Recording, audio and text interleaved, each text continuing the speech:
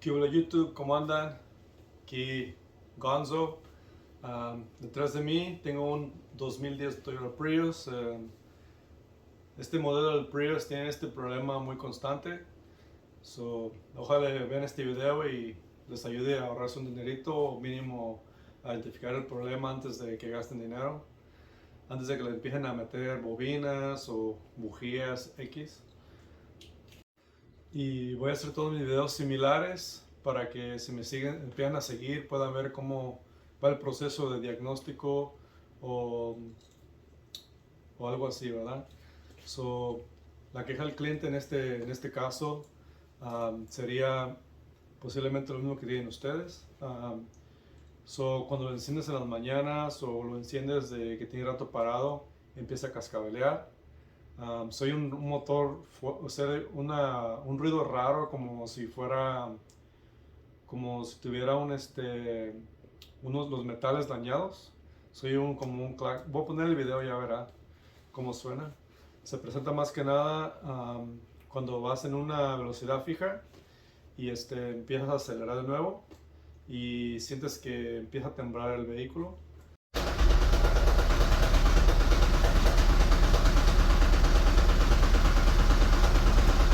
Y creo que este canal para aquellos que en verdad quieren aprender la mecánica, electromecánica y diagnósticos de este tipo. Al final de todos mis videos voy a tener una porción que va a ser técnica y va a ser la descripción del sistema, para qué está diseñado y fallas. Bueno, el sistema que está en cuestión aquí es el sistema del EGR. Posiblemente es como si fuera una bujía, una bobina. Ese sonido que escuchas, que te en el video, es de una falla de los cilindros. Siempre te acompañará con el código P0300, que es múltiples cilindros en falla. Y esta es la válvula. Básicamente está súper fácil. Nomás achuras este conector, lo desconectas, asegúrate que esté apagado el carro, obviamente. Ya con eso desconectado estás quitando el sistema, la introducción de gases o reintroducción de gases que ya fueron quemados. En este carro, en este preciso motor, sí tenía esa falla. Lo que pasa es que se tapan los pasajes o los ducts del intake. Estoy pensando en la palabra correcta del intake. Ok, el colector de admisión.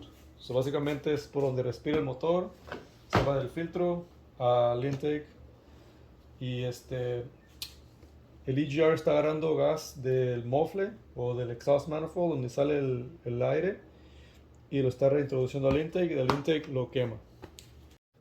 Y básicamente, si desconectas esa válvula y tu auto ahora corre perfectamente bien, vas a tener que remover el intake manifold, que es el colector de admisión, perdón. A ver, lo voy a mover para acá. Básicamente, disculpen, vas a tener que quitar todo esto. Voy a hacer un video en el futuro, si me pueden esperar, o si no, básicamente se quita todo este intake manifold, que es básicamente la araña que pega al motor, y mero donde están los pasajes grandes del aire donde introduce para cada cilindro donde se dividen. Ahí van a tener unos pequeños pasajes que son del EGR y van a ver que ahí están tapados. Se puede limpiar con brake clean. Por acá se puede ver. Esta es la válvula. Detrás de la válvula está el cooler, que es el enfriador. Ese lleva antifreeze y lleva el aire que pasa por el EGR cooler. Si empiezan a ver antifreeze, por eso quiten esa válvula y hay antifreeze o no sabes por dónde se está yendo.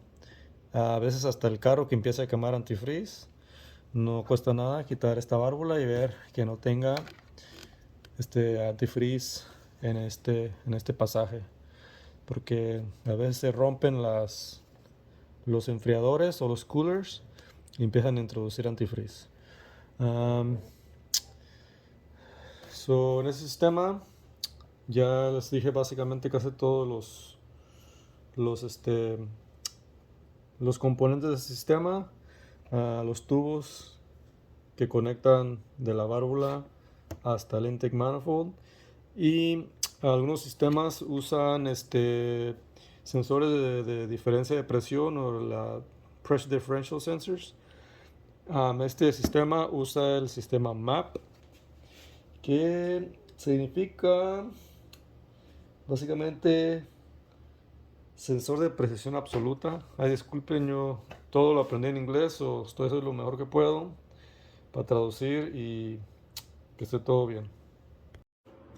Y por la razón que causa la falla de los cilindros, cuando abre la válvula, la computadora cambia su mapa de inyección de gasolina.